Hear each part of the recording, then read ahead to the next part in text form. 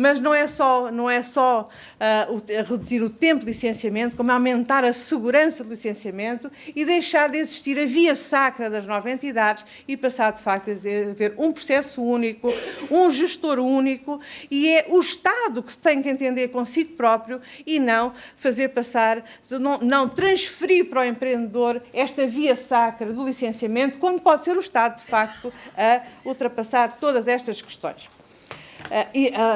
Para além disso, existe aqui uma outra questão, que é a preocupação da ligação ao ordenamento do território, que é no âmbito do processo de licenciamento, e prevendo um licenciamento azul em que previamente tem que haver uma pré-aprovação de algumas áreas, como é o potencial aquícola, como também, e passando para uma ou outra questão que é identificada como constrangimento, apostar fortemente numa boa coordenação a nível do ordenamento do território. Não só a nível do licenciamento, como a nível do próprio planeamento tem que existir.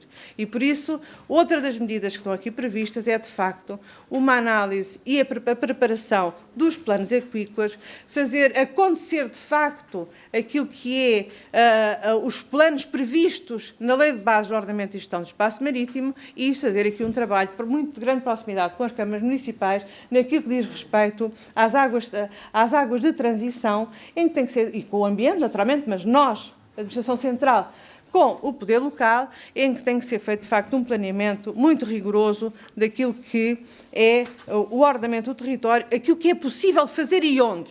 Acima de tudo, o que a sociedade precisa de saber, quer no ponto de vista, quer para proteger, quer para dinamizar a economia, é o que é que se pode fazer e onde, e isso tem que estar concertado entre os órgãos da Administração Central e o poder e as autarquias.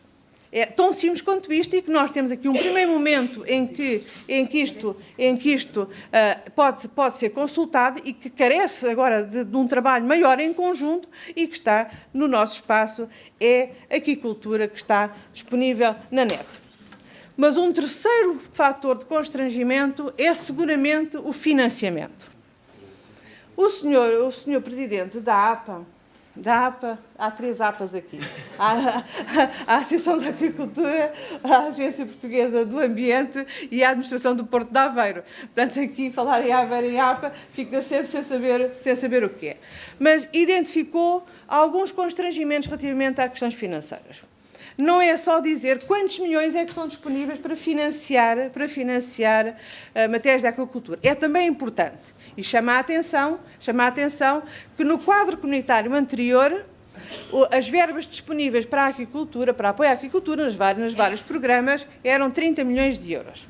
O que potenciou, portanto, 23 de fundos comunitários e 7 milhões com participação nacional. No Promar, assim foi, o que potenciou um investimento de cerca de 50 milhões de euros na aquacultura. Nós aquilo que pretendemos é duplicar até final de 2020 e triplicar até meados da próxima década. E por isso, efetivamente, aquilo que fizemos foi quase triplicar os fundos públicos disponíveis durante este período de programação.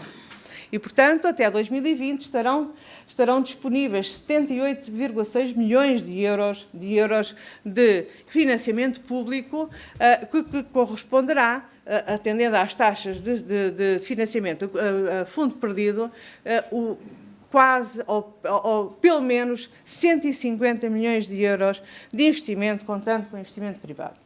Mas mais importante que isso, e está aqui a senhora gestora do MAR 2020, é de facto nós conseguimos, e deixem-me dizer aqui que tudo estamos a fazer, o senhor Secretário de Estado e eu, e a equipe de gestão, que os procedimentos sejam céleres, sejam transparentes, sejam rápidos, sejam desmaterializados, para que não exista o dinheiro, mas seja uma complicação utilizá-lo.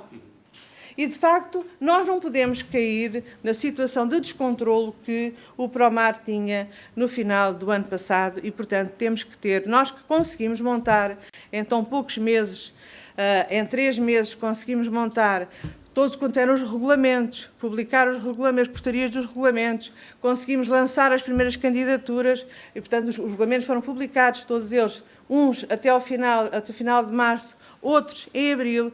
Conseguimos lançar as primeiras candidaturas este ano, conseguimos já aprovar algumas candidaturas e que esperamos uma taxa de execução de 5% até ao final do ano e uma taxa de comprometimento de 10%.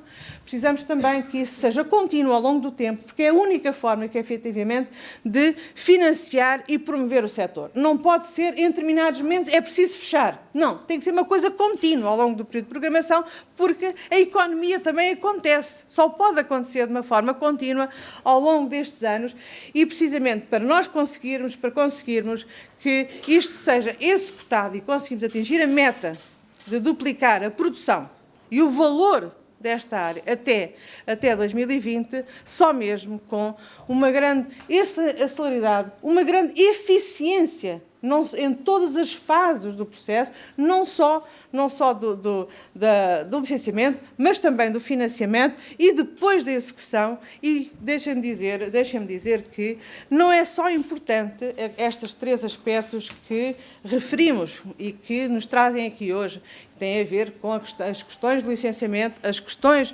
do ordenamento do território e as questões do financiamento.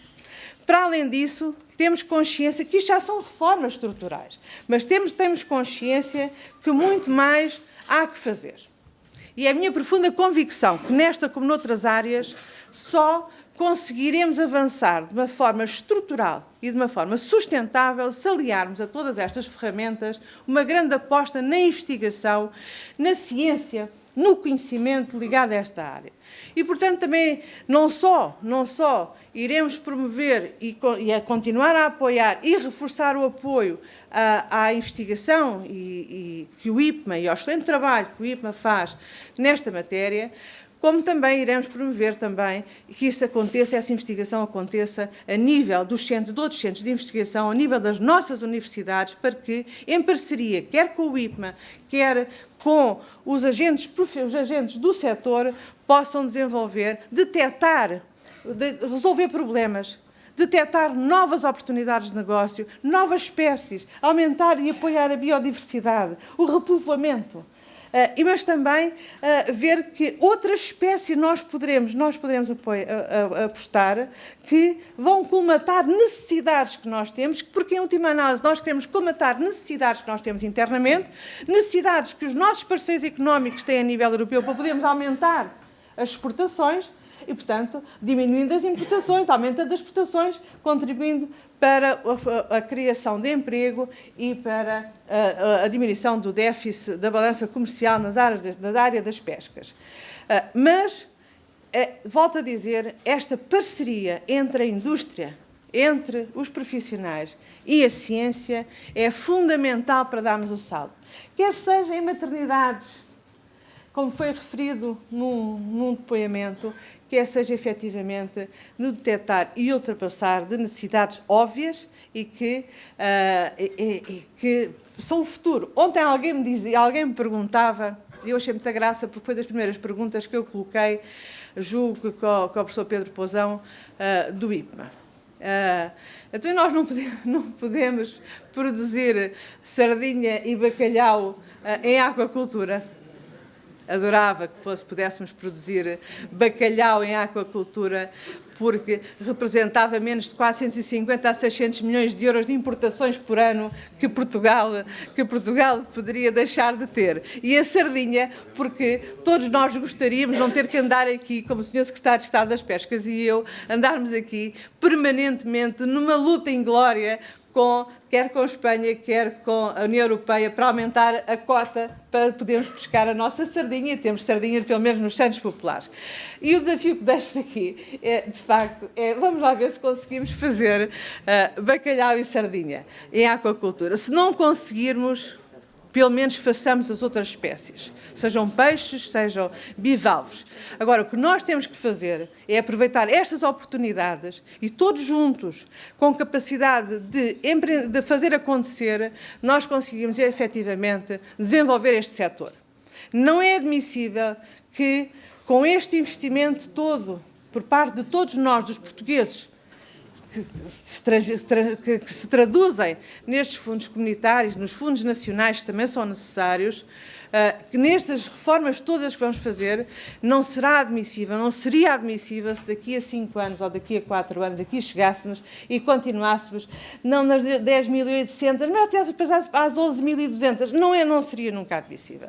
Nós temos que efetivamente agora, depois deste processo concluído e que esperamos nós as duas, a Sra. Ministra da Presidência e eu, que o regime de licenciamento esteja em vigor no dia 1 de janeiro de 2017, depois de tudo isto acontecer, nós temos que, efetivamente, fazer acontecer a aquicultura mais, fazer acontecer a economia do mar, porque isso será seguramente cumprir Portugal. Muito obrigada pela vossa presença e vamos todos fazer para que isto aconteça.